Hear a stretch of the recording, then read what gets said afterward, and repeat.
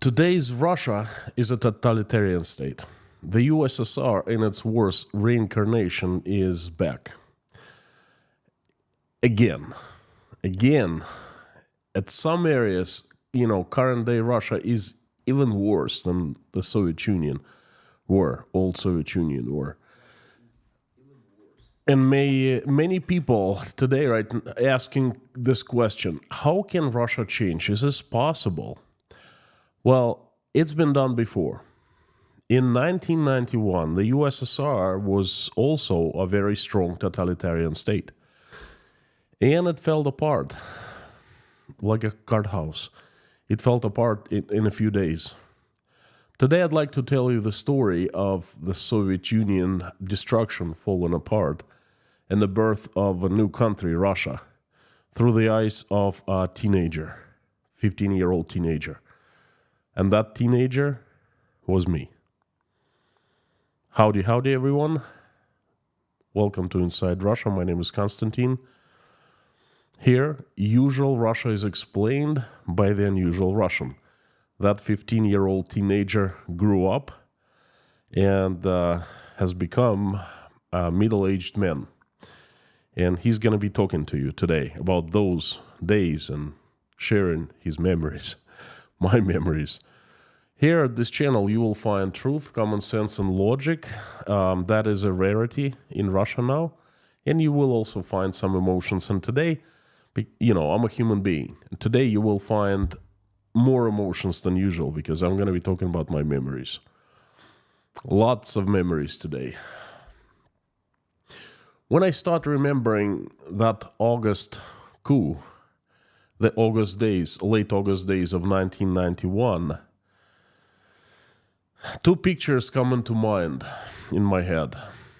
The first, they just jump immediately. The first picture is Boris Yeltsin standing and he's in front of the Russia's White House, surrounded by his comrades, but his assistants, a couple bodyguards, and he is speaking to an enormous crowd of regular Russian citizens, of regular Russian people, few 100,000 of them. That's a very famous picture.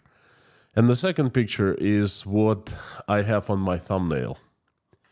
There's a Soviet tank in the center of Moscow surrounded by a huge crowd of people. People are everywhere, around the tank, on top of the tank, everywhere. And there's a bouquet of flowers sticking in the barrel of the tank.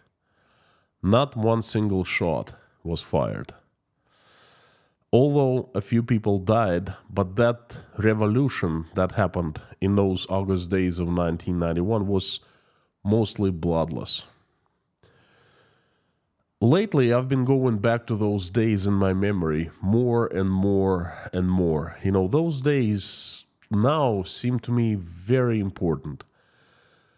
They're actually the only hope that I have left for Russia.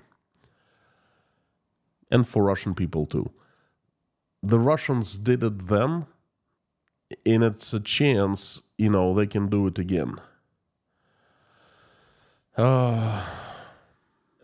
I hope that we'll do it again.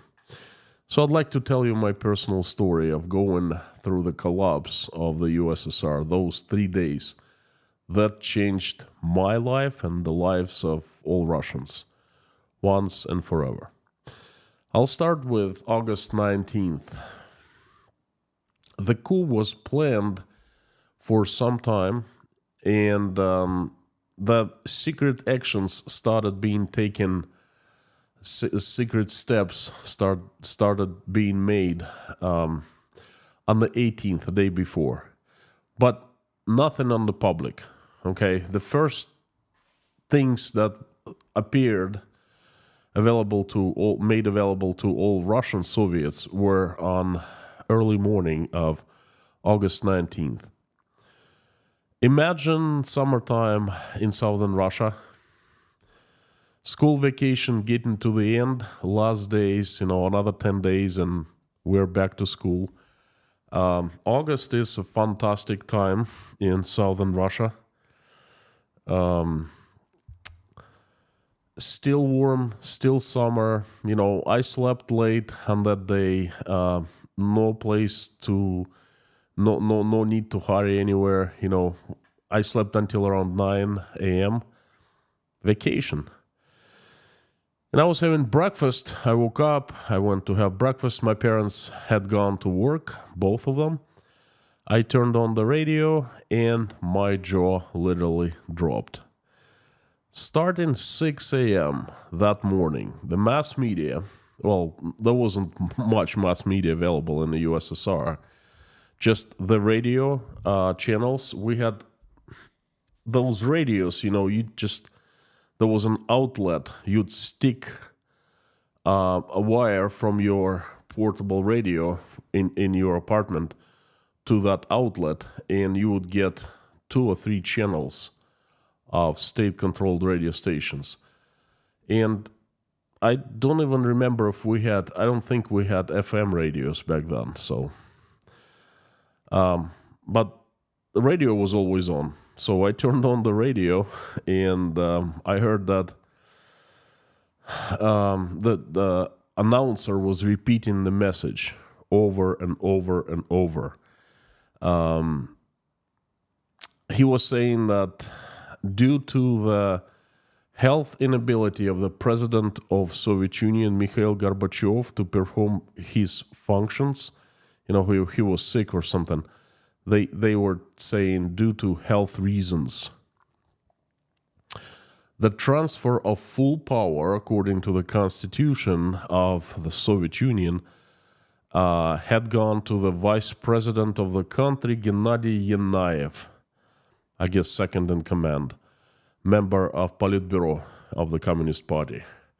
And it was also announced that the State Committee for the State Emergency, GKChP, had been established to govern the country and effectively implement the state of emergency. So we fell asleep in a normal state. We woke up in a state of emergency. The committee, this GKChP, from now on I'll be calling it the committee, the body of people who actually orchestrated the coup. The committee announced the introduction of a statewide emergency situation in the entire country, in the entire USSR. Wow. Just wow. Guess what I did? I ran outside of our apartment to a street to meet the friends. You gotta understand how we lived back then. We didn't have any entertainment whatsoever. We had radio and TV. TV had 2 channels, and I turned on TV, and both channels were translating the message over and over again. And one of them, I think, was playing Swan's Lake or something like that. So it was clearly understood, nothing interesting we would see on the TV. And the radio, no music, no programs, regular scheduled programs, nothing. Just that message being repeated. So we didn't have internet, we didn't have any computers. The only 2 ways to entertain myself were reading books and doing homework. That's pretty much it. So I ran to the street to see my friends. And, everyone we met pretty much at the same time because everyone ran to our place. All we did, we hang out back then, We had one special place. Our friends, 6, 7 people would get together. Our place, we called it. And everyone gathered. And we started discussing. We didn't know what to make out of it, but we knew something important was happening in the country, to our lives, So it was pretty intense, I'd say. Little did we know that at that time already, people started gathering in the center of Moscow to fight that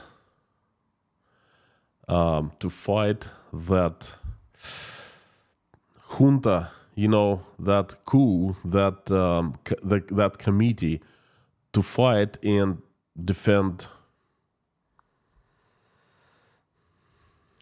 I don't even know what they were going to defend because There wasn't any freedom in the USSR, okay?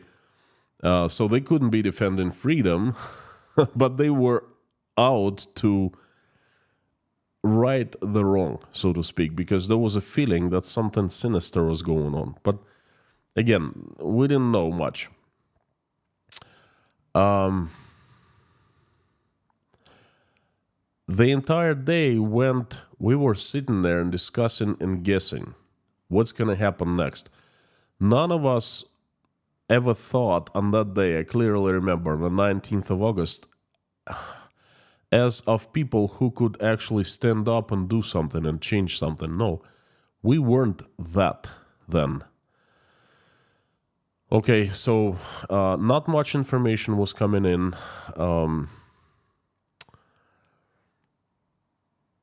I remember I rushed home when my mom and dad came back around 6 p.m. and both seemed distraught. They were confused. They didn't know what was going on. They knew as much as we did because they worked all day and no one was telling them anything. Their superiors at work didn't know anything either, okay? There was a feeling of something big in the air, something big happening, going on, but no one could understand what was happening. There was a feeling in the air that everyone was feverish. There was energy, Everyone had emotions. Everyone was, boiling inside. But again, didn't know what to do, didn't know what to say. The adults, like we had a telephone, it was a rarity back in the USSR, so my mom and dad called their friends and they discussed it, and no one knew what was happening, okay? Everyone had their own opinion and talking to each other. And then something very important happened. The prime news program, 9 p.m., it was called Программа Время, the time. And all of a sudden, I don't know how they allowed that to happen, but there was a reporter reporting from the center of Moscow, and they showed the crowds, they showed the tanks, they showed the commotion, they showed that the fight was going on, the clashes were about to start between people and the military, okay? And most importantly, they showed Boris Yeltsin. He was standing up, and I remember that picture.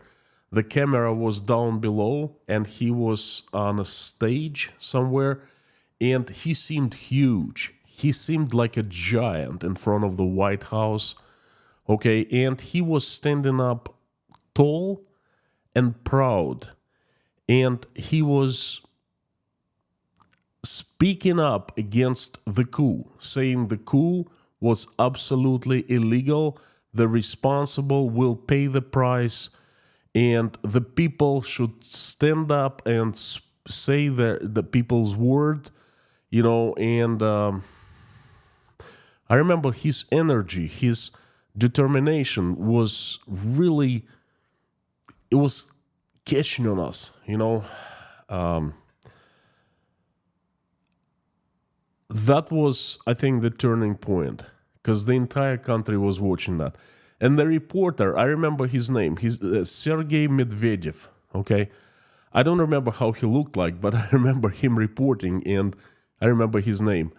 At the end, he said something like, I'm not even sure if my reporting will make it to the time program, but in case it does, this is what's happening in front of the White House in the very center of Moscow. And by some miracle, they showed it. Everyone was kind of speechless. I was speechless too. And then I received, I think, the biggest lesson of courage in my life. Now I'm going to tell you a story of cable TV in the USSR. Believe it or not, but back then, we had cable TV. Very rudimentary, okay, very basic, not even basic, very primitive. But we had cable TV. There was one guy I guess he was one of the first business people I've ever seen in my life. He started making money out of thin air, okay? He bought himself a VCR, and VCR back then cost an arm and a leg. Just so you understand how much my father, having a good job of managing many train drives, anyway, the train engines in a huge combined harvester factory, he was making 100 rubles. A VCR cost 10,000 rubles. So my father would have to work for 100 months, 8 years, and save all that money to buy one VCR. Okay, so that's how much they went for. Because they weren't sold in the USSR. Someone who went abroad would buy it, come back, and resell it, kind of black market. So anyway, this guy, he bought a VCR. Then he somehow hooked up VCR to cable, and he put the cable, and it was all in his apartment, and there's a huge apartment block of 150 apartments, and his apartment was one of them. So he put a cable on top of the building onto the roof, and there was a board, electronic board. It's called a splitter. So one cable goes in and different cables, go out. Like one cable goes in, 20 cables go out. And the signal is carried through the cable. And what he did, he put the cables from one rooftop to another. And there were a block of apartment buildings, I'd say 12 or 13 or 15, something like that. And they were like right next to each other, basically. So what he did, he would put the cables from one roof to another roof to another roof. And at every roof, he would install the board like that. And he would split the cables into many. And every cable would go into every single apartment in that building. Okay, so I think that the guy very cheaply gained himself direct access to about 1,000 apartments. Okay, because they were so densely located right next to each other. It was not a big deal. All he had to pay for a VCR, the boards, splitting boards, and the cables. Okay, there was plenty of cable, but I think we were paying 5 rubles to be hooked up. So that he threw cable, he put cable into our apartment, into every apartment, and then inside the apartment we hooked it into our TV. So it's like a long cable to his VCR, okay? And many, like 1,000 people, few hundred people at least, had access to his VCR, okay? That was ingenious. And what he did, he collected 5 rubles. So I take it if we had 500 customers, then he would have paid for his VCR in about 5 months, and for the cable in 5 months. That's pretty darn good return. And he was making lots of money, but he's probably swimming in money, So anyway, that guy showed us 2 movies. After the time program, this news program, it would end at 9:45, and he would turn on his little cable studio at 10 p.m. exactly, and he would show us 2 movies.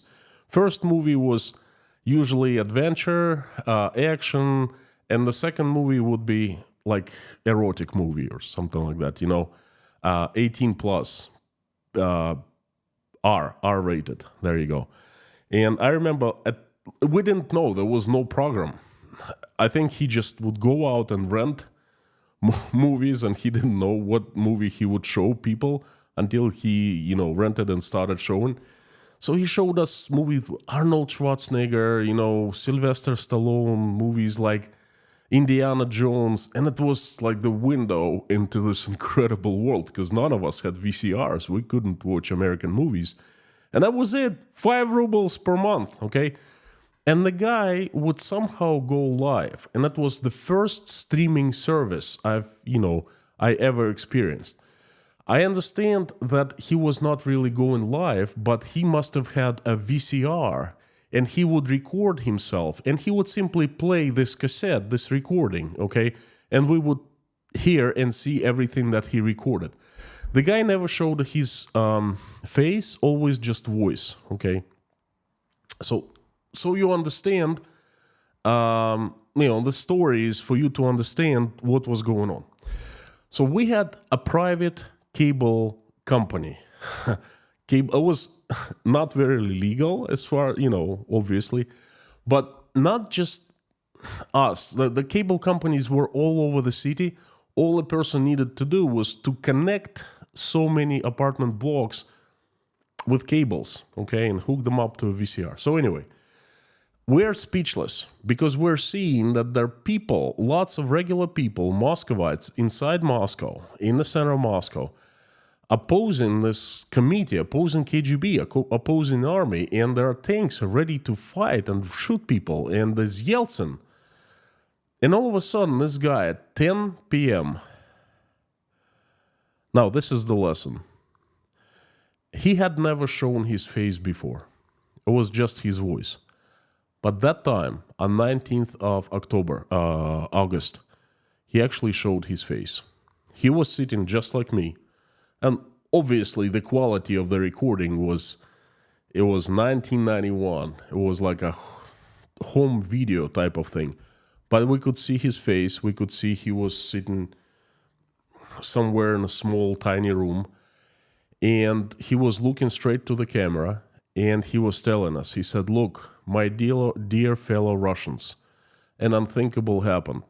This clique, this GKChP, this committee, they want to stop all the reformations, all the good things that Mikhail Gorbachev started.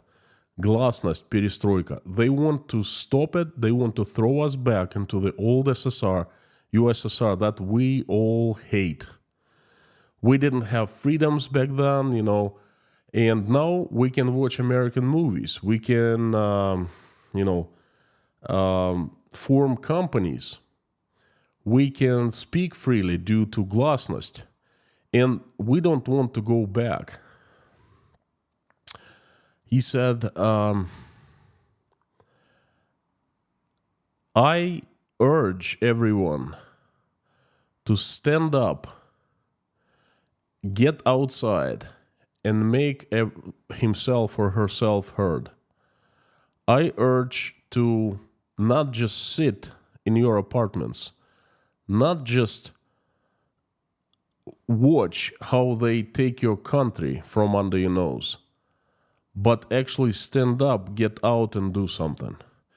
Because we're not gonna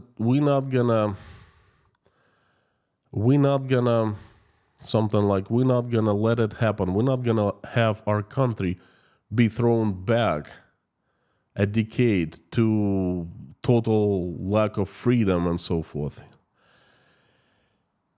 So I remember his courage, his energy, him being very straight with us, him not beating around the bush, but calling everything as it was, the coup, the illegal attempt to take our country and throw it back into the past, It had a tremendous impact on me. I was waiting for an American movie. I was hoping for a new Indiana Jones, but really I was taken by his words.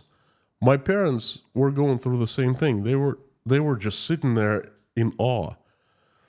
And the guy showed the movie, but I didn't care about the movie. I didn't watch it. I just went back to bed. And I was just thinking. I couldn't fall asleep for a long time. I was thinking what he said. And regular official TV, did not show anything. It was the last day that the Soviet TV was not showing anything. 19th of August.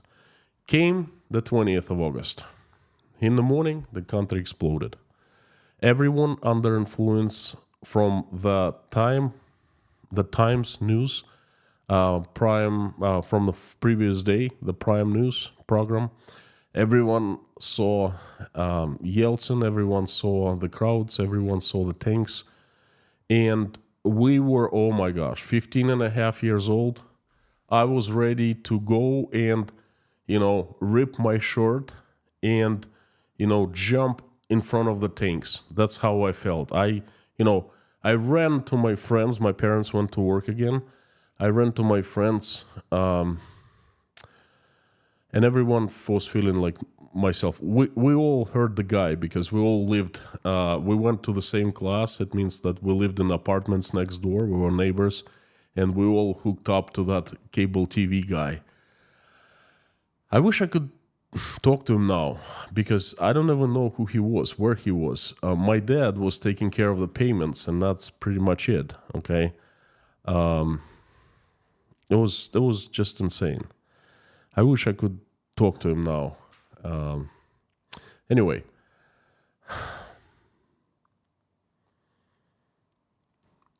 we got up and we went to the center of the city, center of Rostov. And that's for the first time in my life I joined the protests. Weren't any really protests there. There were people just like us wandering around. There weren't any tanks in Rostov, nothing. Tons of cops, that's it. But there were no meetings, no one was saying anything. We were hanging out there for a couple hours and we went back to our part of town, the city where we lived. But all around us, the entire country, all people, they were full of emotions. They were standing up. They were talking to each other. They were talking on the streets. They were gathering on the streets in groups, okay? It felt like people all of a sudden started breathing easily. They started standing up and speaking up. I had never seen anything like that before. And everyone was saying one thing and one thing only. Enough, enough, enough. No matter what they were talking about, it always came down to enough. We've had enough. Revolution happened then, in the afternoon of August of 20th, 1991. They're saying that it happened in 3 days. No, it happened in 3 hours, from noon until 3 p.m. of 20th of August 1991. Okay, the USSR fell apart in 3 hours. That's when people started standing up and speaking up. Huge meetings were happening all over Moscow. We didn't know at the time. We just had a feeling because we saw a glimpse a night before. The tanks actually were ready. There was a plan. KGB, obviously, this evil fellas, they came up with a plan, and they were getting ready to disperse people, start killing people, start shooting at the crowds, okay? The orders were in place, the tanks were ready, the army was ready, and then a very vital thing for this whole revolution happened. There was a young general, his last name was Lebed, he's very well known in Russia. He started asking questions. Why do we have to shoot at people? What have people done? They are not shooting at us. They're not destroying anything. They are just standing there. They're not, they're defending Yeltsin in the White House. Why do we have to shoot them? And the orders for storming and dispersing the crowds were given. But General Lebed did not follow the orders. He committed a treason against the USSR. Storming didn't happen because he controlled a good part, not everyone, but a good part of the army that moved into Moscow. And his troops, he ordered them to stay put. And that was it. There were some attempts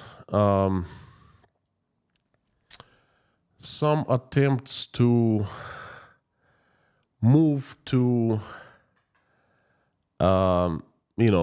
clash with people, but they were very local, very tiny, and people didn't bend. People stood strong. Those attempts were not successful and they were not massive, okay?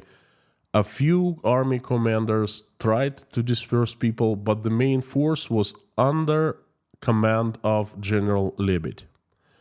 Okay, and I meant to tell you that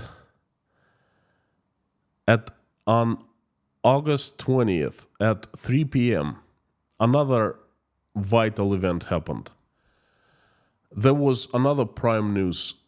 The prime news were at 3, at 6, and at 9. 9 was the biggest news program of the day, but 3 p.m. and 6 p.m. were also important. And 3 p.m. news came out, and announcer appears in the frame. I remember watching it. We watched everything. We were glued to TV sets and to the radios, you know. So announcer came in, and suddenly it began to read the reports of the news. You know, the President Bush condemned putsch, condemned the committee. British Prime Minister John Major condemned the committee. The world community is outraged, and things like that. And we were like, wow, they're actually saying that. Everyone is supporting us, the people, not the fudging communists, you know. And I remember the euphoric feeling like, this is it. This is the moment of truth, okay? And that's when the KGB and the committee, they understood that situation was going out of control, and they ordered to start moving on to people. And General Lebed did not do that. So at night on the 21st, from the 20th to the 21st, there were attempts to disperse people. People were spending, more and more people were coming to Moscow, and they didn't go back home for the night. They were staying in the center of Moscow. And in the morning, General Lebed, around, I believe, 11 a.m., he ordered the army, all the tanks, all the armor under his command, he ordered to move out of Moscow. And all of a sudden, tanks started moving out. And I remember that. They started showing it on TV. And General Lebed announced that he was going under the command of Boris Yeltsin. And that was it. The entire army followed his suit. They immediately, within minutes, all pledged their allegiance to Boris Yeltsin. Gorbachev was being under house arrest in Crimea.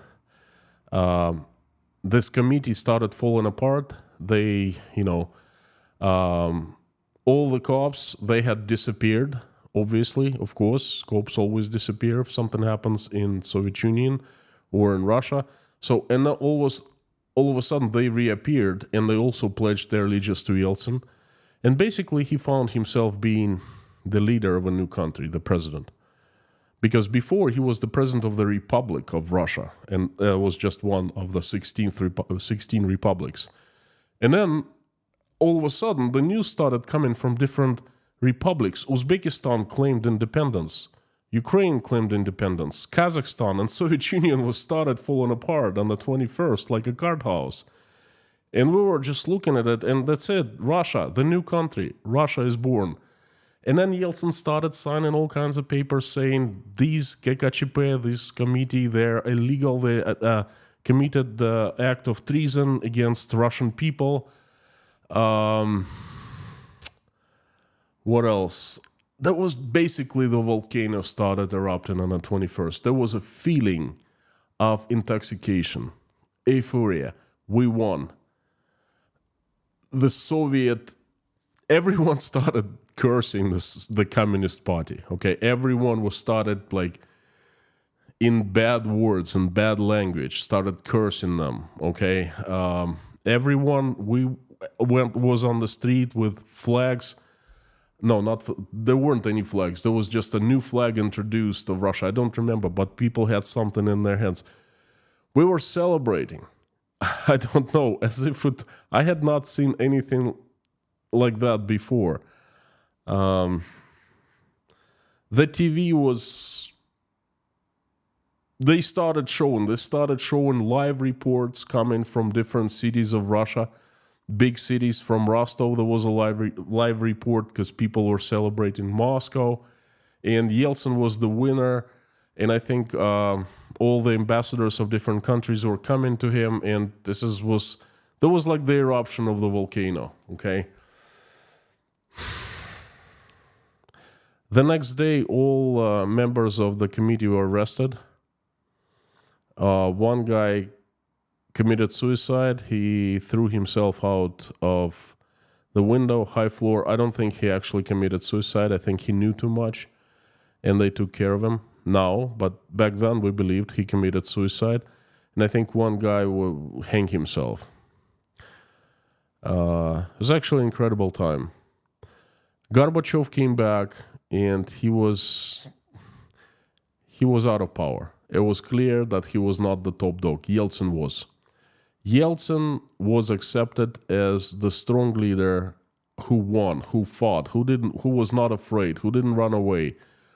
He was like sort of Zelensky, okay, of back then. He did not run away. He defended the people, okay. I still remember that picture. He was standing tall and proud and saying with loud voice, these people are criminals, and he was surrounded by the snipers, by the tanks, but he was not afraid. He actually spoke up. I remember we were intoxicated without drinking. That's how it felt, intoxicating.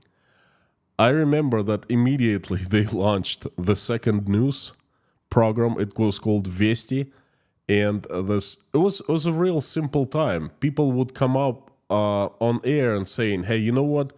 We are going to launch the second news program, alternative news. Enough of this BS of feeding us that the communists have been feeding." And all this communist news people, they were just looking at this in disbelief, like, what's going on? And they started showing us the different alternative news. So no one stopped the news that we had been getting for years and decades, but they started doing something else, okay? At the one channel was one news, another channel was another news. And you know what? It was absolutely intoxicating. It was unbelievable to have a choice. We had never had a choice before. And now, all of a sudden, we did. And it was, wow. I can't forget those emotions I was getting. Happiness, okay? Feelings like thoughts, finally it's happening. Finally, the communism is over. Finally, we have the sun. This is the dawn of new life. Finally, we are going to be living happily. We'll be able to travel. And then the reports were coming from all over the world, and people were accepting into the international community. Everyone was happy for us. It was just this. You could drink that air and become drunk out of it. That's how it was feeling in the USSR.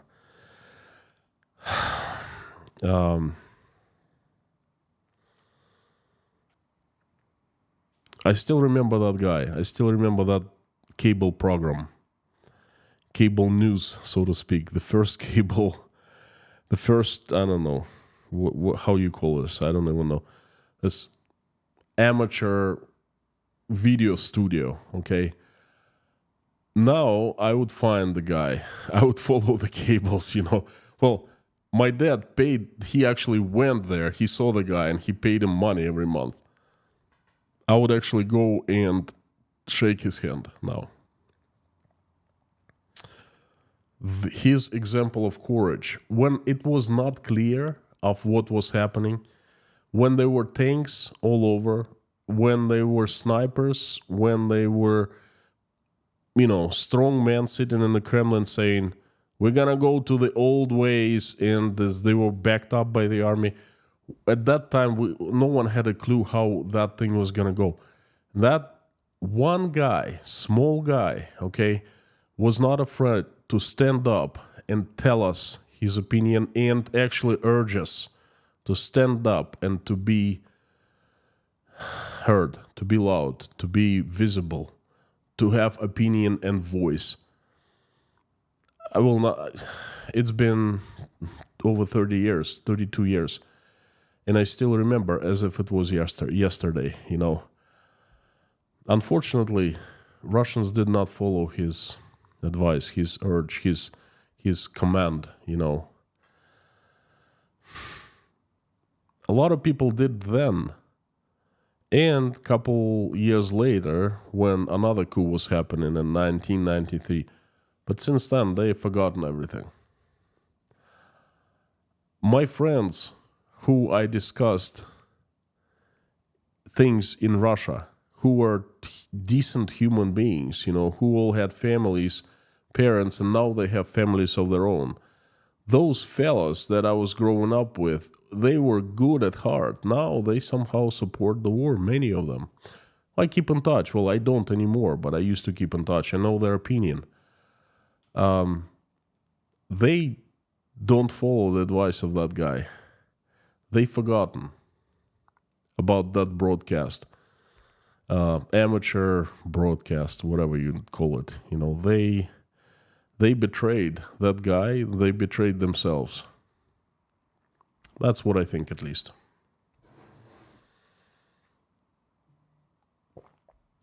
You know, Russia really became free back then. There was a feeling for the few months that we were still, like, every single day we were drunk without drinking. At 15 years, we didn't drink at 15, you know, but that's how it felt. It felt intoxicating. And mountains could be moved at that time. If politicians really wanted to change Russia, they could, because they had our complete and utmost support. Even those communists who had been supporting, you know, the Communist Party, we had teachers, members of communist parties. Even they switched sincerely. Okay, it's not just because, you know, the USSR fell apart. I remember the lady who had been teaching us the communist history and the history of the USSR. She came up, you know, we started school a few days after the coup attempt. And September 1st, and, you know, obviously we're still under impression of this whole thing happened.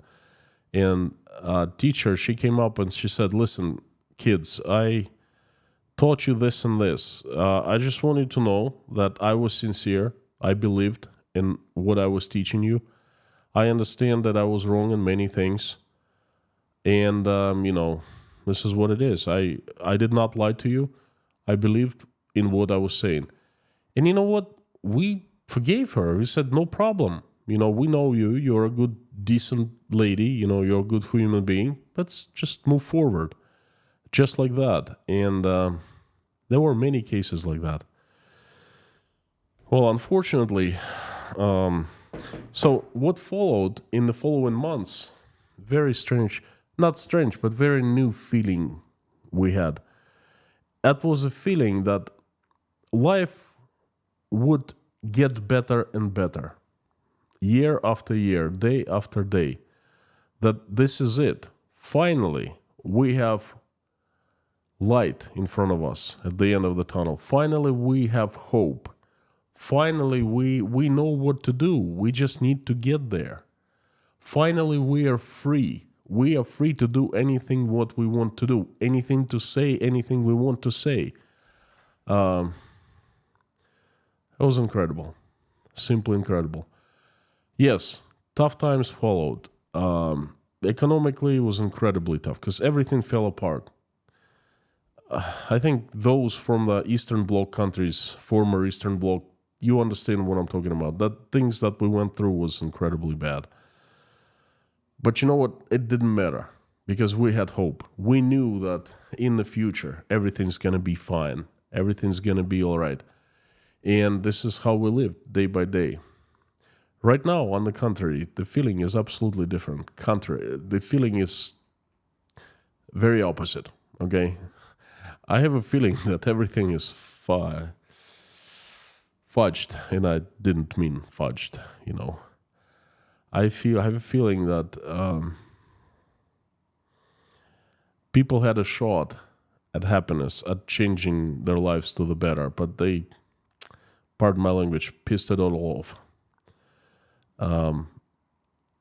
They had an incredible opportunity given once in a lifetime to make the lives in the country shine.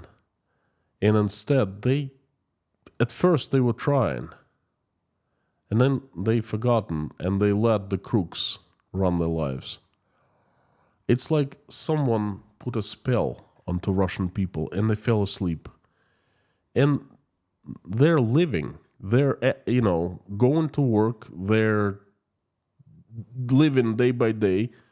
But it's like they're sleeping. They're sleepwalking, This is the feeling I have right now.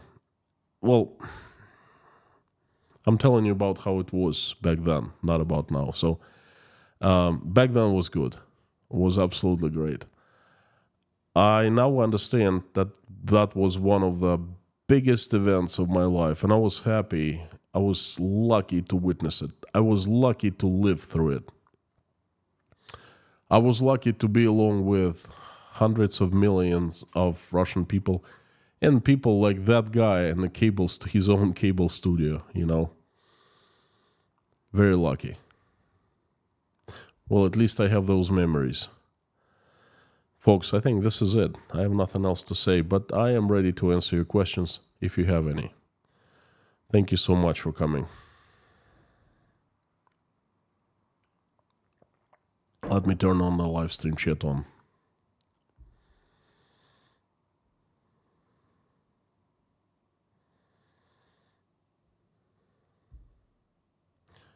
While I'm doing it, if you liked my story, please help me spread this story, this message, by making reposts in your social media accounts. That helps a lot.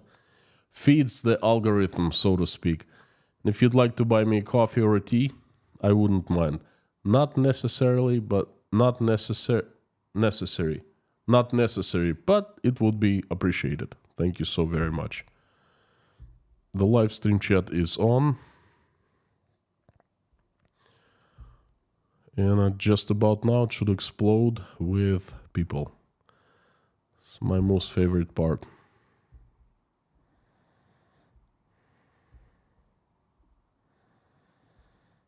Thank you, everyone. Thank you for coming. Mods, thank you for coming. If you are new here, this channel has the best moderation team in the world on YouTube, in internet. That is Truth, Lorna, Mami K, Bob S, Harry Potter, and Amir Fazad. Thank you, friends. Thank you very much. Now, let me turn on the live stream chat here.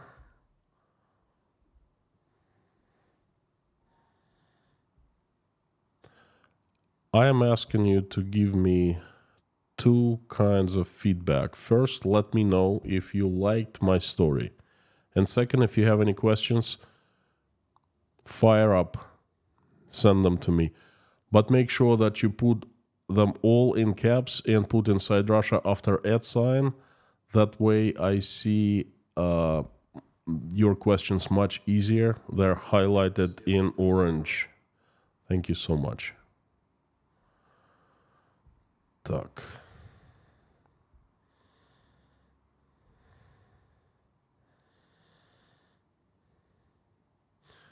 So, howdy usual suspects, howdy friends, howdy if you're here for the first time or for the time number 600. Thank you for coming. Sam K, Bob S, thank you for highlighting your messages. Origa, howdy, where are you from? Stefan Duling from Germany. Guten Abend. Lagtrix, thank you so much for good words. RW, howdy friend. Person very special to me. Everyone cheer to RW, please. Steve M, howdy from Хорватия. Howdy friend.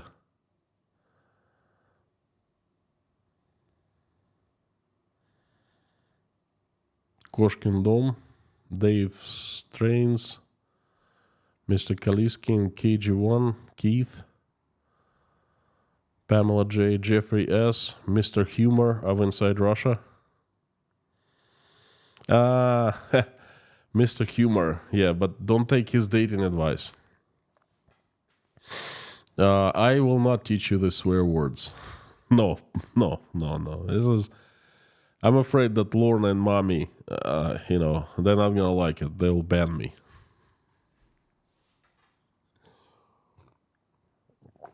Thank you, Sam K. I think that I have fantastic mods here on this channel. Allison, thank you. I'm glad you liked the story, obviously. Elsha, thank you so much. You know what is the jewel? Is to remember these things. I was getting ready for the stream. Yeah, I didn't write anything down. No bullets, nothing like that. But I was digging inside my memories, and it's actually insane. I never thought that these memories would become actual again, needed again, would become,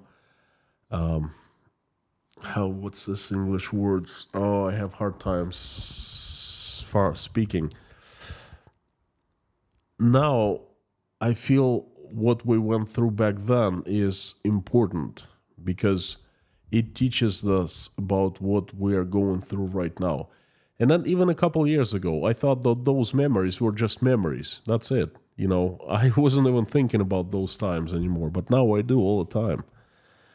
And like I said, this one hope I have is that Russian people somehow will do the same, will repeat the same of taking their country back and do it in a bloodless way and putting flowers inside of the barrels of the tanks, and the tanks will not fire.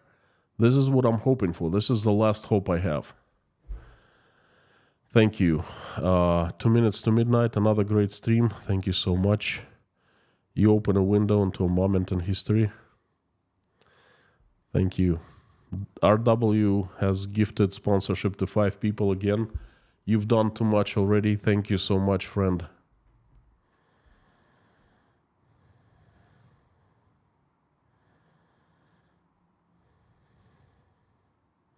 Relevant, yes. Thank you. Michael, thank you for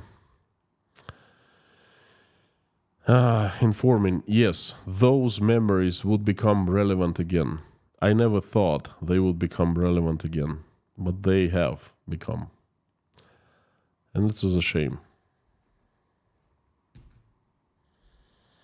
I feel like so many people betrayed themselves in the first place.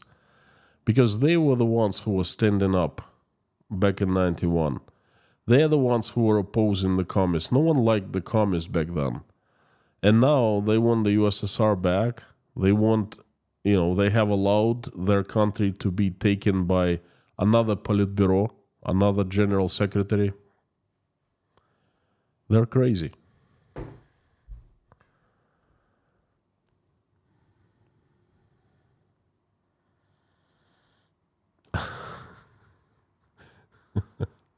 No, please don't swear in Russian, Swearing is not good. We can use languages rich enough to use it without swear words, I think that swear words are used by people who cannot express themselves in other way, Katharina Holm, thank you for asking. My family is okay. They're currently under house arrest.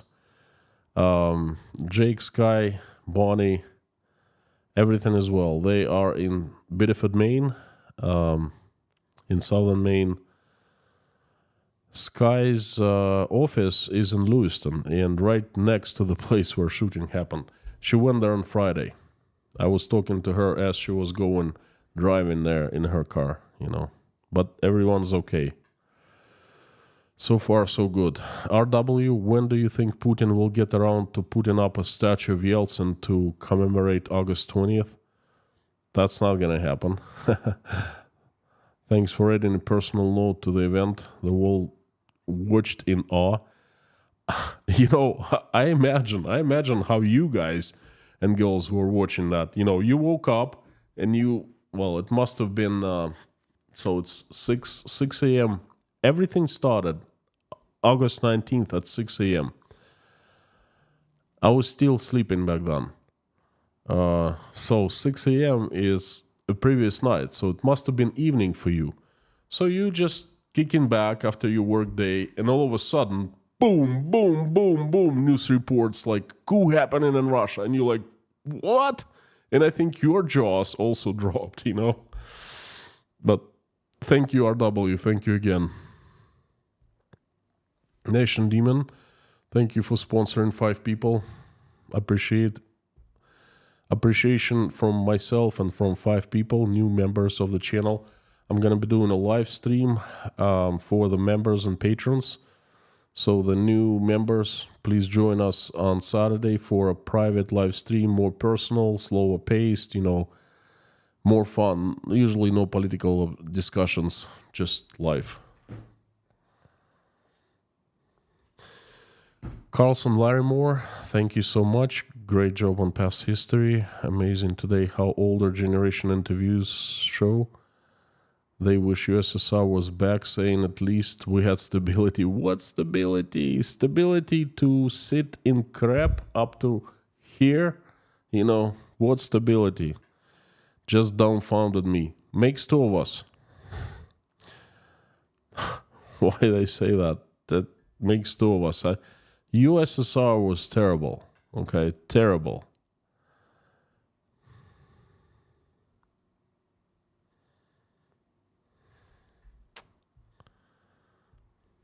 Stefan from Germany, I remember this day very well. I even made some notes in my sketchbook. I was 24 then.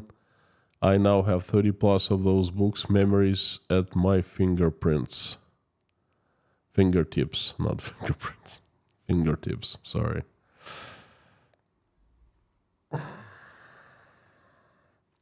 I wish I had a camera back then. I wish I knew what I know now. I wish, even if I didn't have a video camera, I wish I would be writing things down. Exact actions, who said what, the emotions, how people were reacting to things. I wish...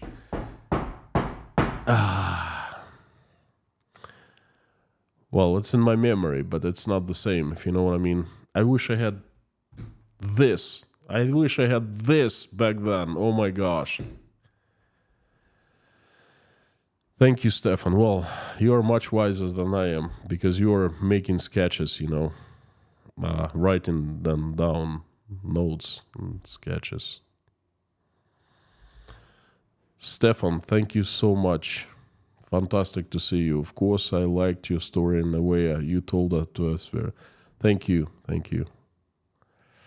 So happy being able to follow, support you. Thank you. Thank you so much.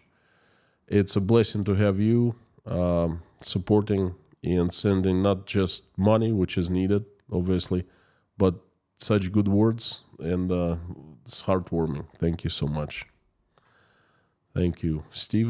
Stefan, sending you my love from Uzbekistan to Sweden.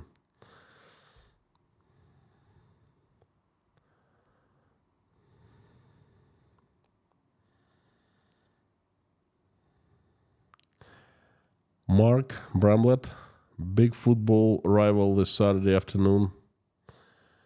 Florida, Georgia game. Don't get mad at me, but I don't follow football. I follow Jake. He plays football, high school football, you know, but that's pretty much it. Matthias, how was the revolution in the Eastern Bloc in 1989 shown or reported in the USSR? Not much. That went past us because we were more occupied with what was happening with us, okay? It almost seemed like the countries were let live, so to speak, you know? No one cared about what was happening in the Eastern Bloc anymore. They want to become independent, let them, like, you know, Germany knocked down the Berlin Wall. Okay, things like that. And already in 1989, the country, Soviet Union, was feverish. We knew something was happening. Something was not right. Something was changing. Okay, so we were concentrated on ourselves, not on other countries.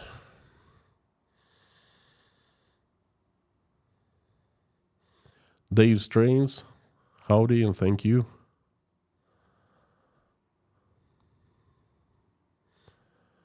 Dory, the phrase, we're not gonna take it, we're not gonna take it.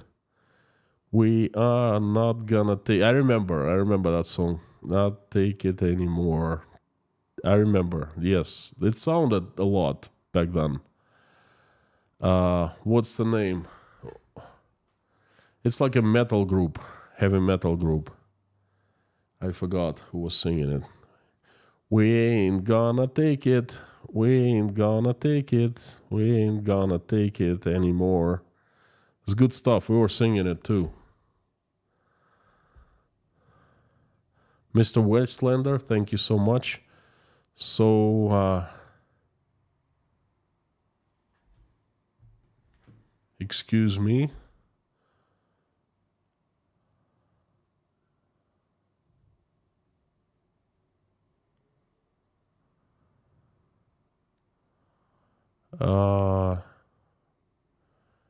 Hang on 1 second. I'll check it out. Well, they've been reporting that he's weak, and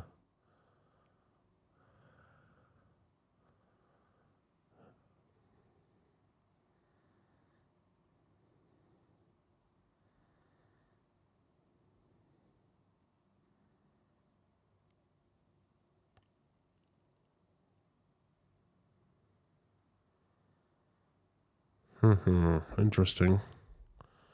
Folks, looks like we might have bigger news than remembering old USSR.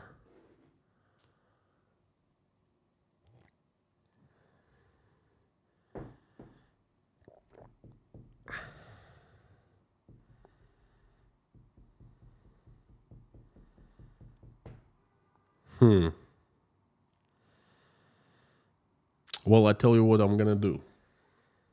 I'm not gonna sleep.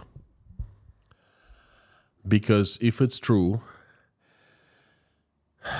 this source sometimes was right about things and sometimes it was wrong. Okay? News like that cannot and will not be hidden from the public eye. Of course, they're not gonna announce it publicly, officially, but they will somehow start leaking because there are people know about that, okay? And somehow we would start smelling the smoke, if you know what I mean. And I'm gonna be watching for the smoke. If something serious starts happening inside the country, I'm gonna go live. But, we'll see. At this point, there's just one source. It's unofficial. The source I don't trust that much, okay? Hang on. I think it's too early to celebrate, but definitely keeping my eyes open. And they being this, they went like this, okay? So, Mr. Wastelander, thank you for sending the news. And, Jason Carney, thank you so much for coming and supporting. Huge, again, thank you. Please know if you come and, on the channel and do not support, I still will be so happy to see you. It doesn't matter. But the support that you send is very important and very appreciated. Thank you for $100 and thanks for 5 sponsorships. Thank you.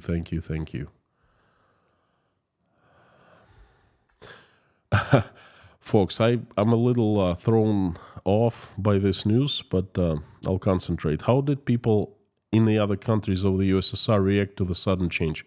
In the same way.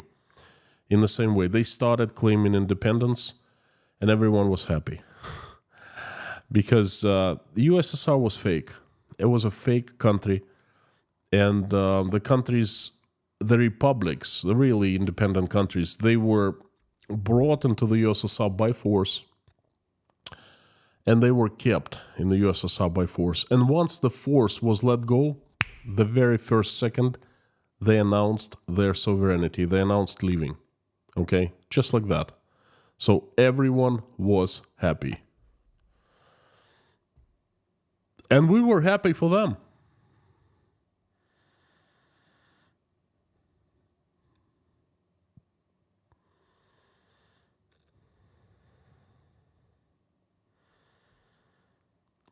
Twisted Sister. What's this guy's name? Twisted Sister.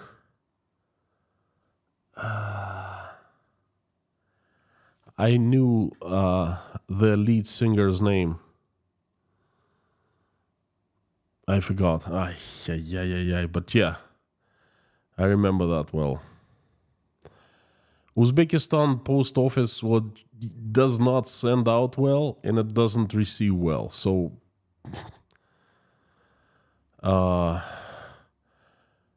Sir Spench, what's the alleged news? The alleged news is big. Read the super chat. I'm not gonna say anything on this channel until I somehow am sure that there's much to talk about. But this day, and it's Friday, 27th of October, already in Uzbekistan. In Russia, it's still 26th of October. It's 11:12 p.m. Might go down in the history as a very important day.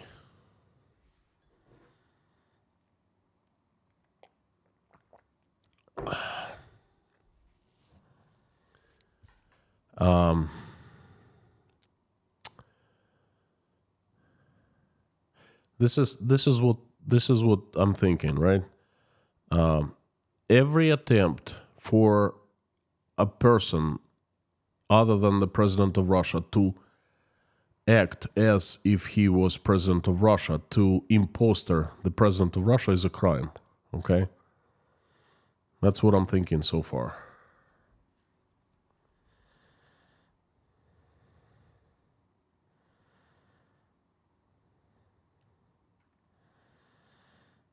If anything like that happened, I would know, and nobody here is saying anything along those lines.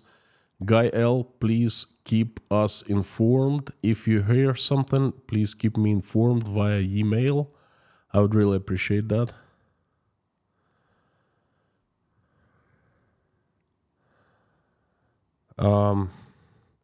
William, just go back and read the super chat that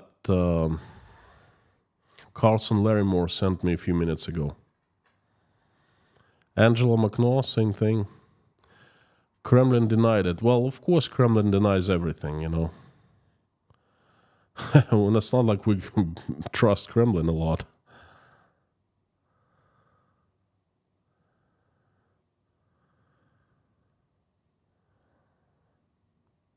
Henrik, thank you so much from Denmark.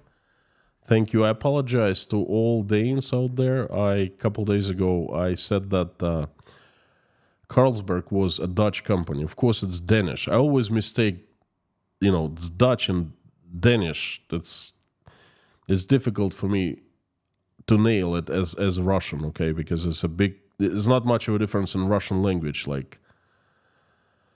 Anyway, there is, but it's hard for Russians to remember that it's a different thing, Dutch and Danish. Of course, it's Danish company.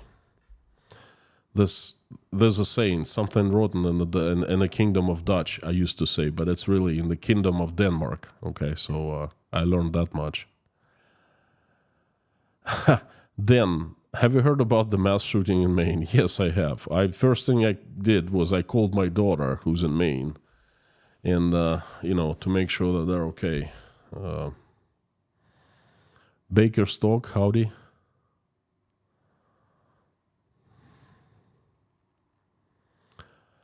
Steve Richfield, thank you so much for good words.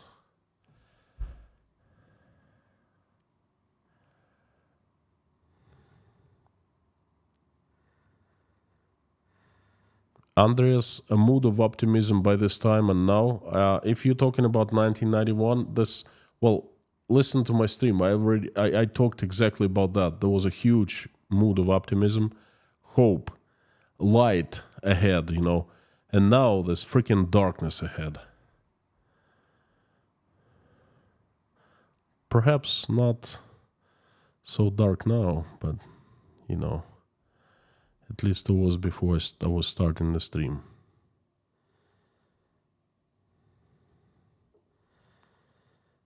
Mommy, you are not sending me the message, right? I'm not having any sound issues. I'm speaking loud and clear here.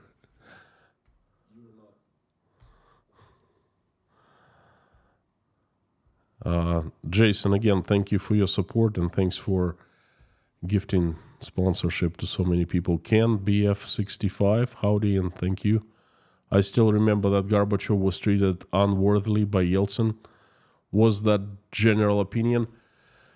We didn't think much of it. Everyone had been so sick with commies, hated commies so much, they didn't pay attention to that. But yes, you're right, Yeltsin was treating Gorby unworthily, okay, and he was just trying to get rid of Gorbachev. He was trying to get the power for himself, okay, and then he succeeded. For good or for bad, I don't know, but he succeeded.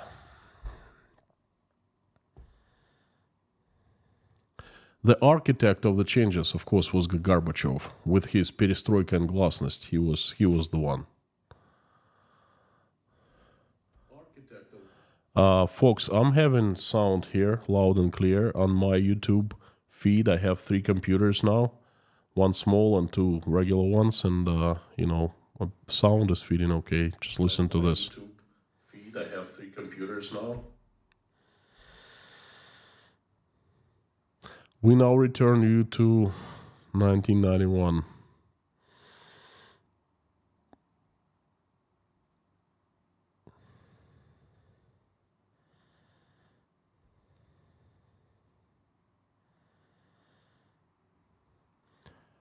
E. Austin, 1810, Russian, 18th of October, had telephone call with Turkish president. Dory, Intel issues. I thought my crap earbuds worked out.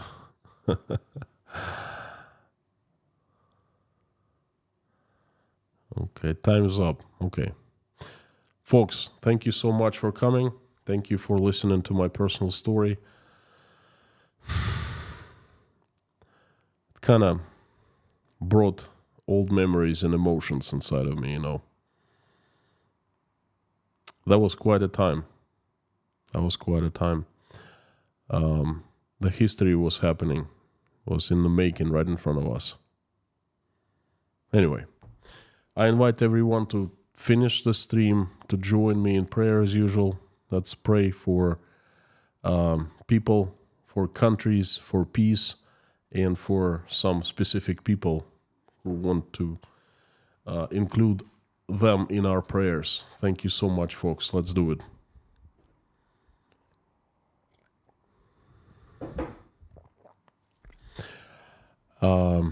And thanks, Tor, for super chat. Thank you. Mind those, that's a different stream. Sorry, time's up. Let's pray. Dear Lord Jesus Christ, thank you so much for giving us this day. Thank you for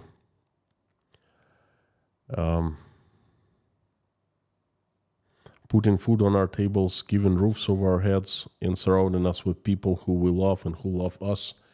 Please give us wisdom to keep the skies above our children's heads peaceful and safe, and raise our children in the way that when they grow up, they will make this place a better world. For now, please keep our children safe and healthy.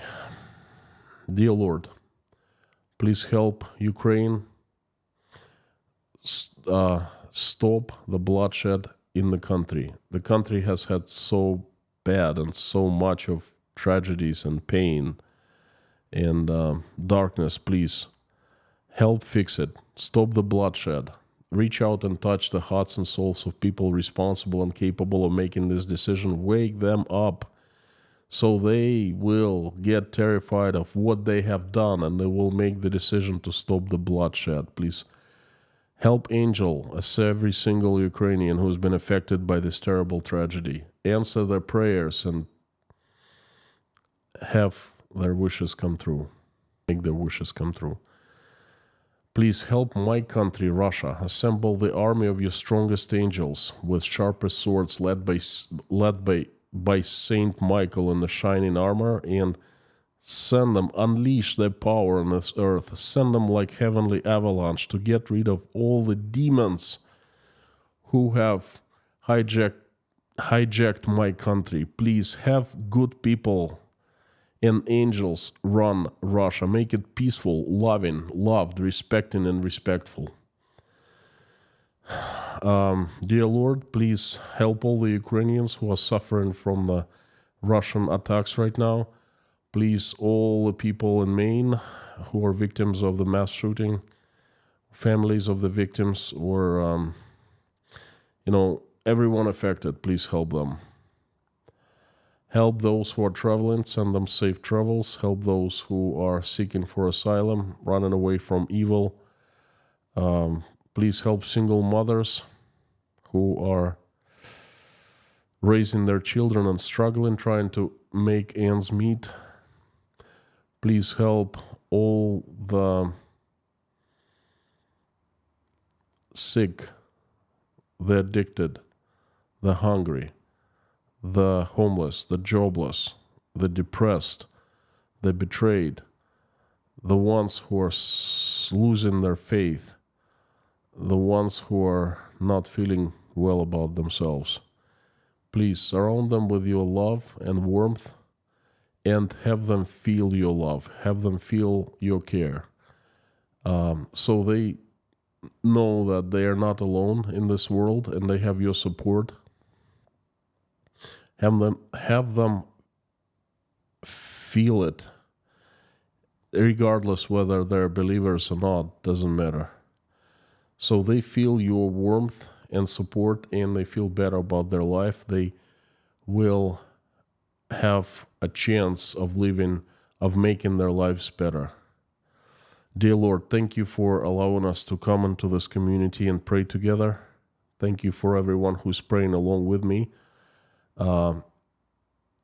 Or simply watching us pray. Answer their prayers and make their wishes come true. Dear Lord, I'd like to ask you for a few people who need your help. They are Deborah, Kurt from Colorado,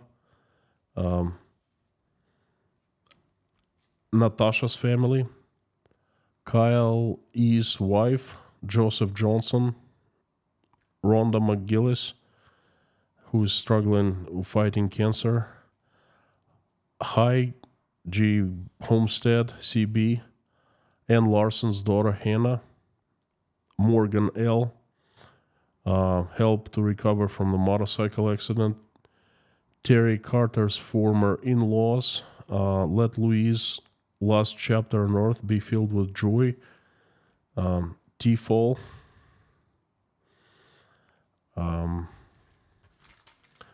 Jason Connor, Jenny Stevenson, Jay Spike, Leslie Fleming's daughter, Bas Semen, Sam from Kiev, Wayne, who's fighting 2 cancers, please send recovery, send strength, Anna in Poland, Scan family's members who are not feeling well, Dave, Dawn, Summer 613, mother, please send recovery, Mike O'Neill, Stefan from Sweden, Lise Dumbrell, Darla, George Ruberty, White Lightning, Susie Mailer, Vasilin Lubamirov,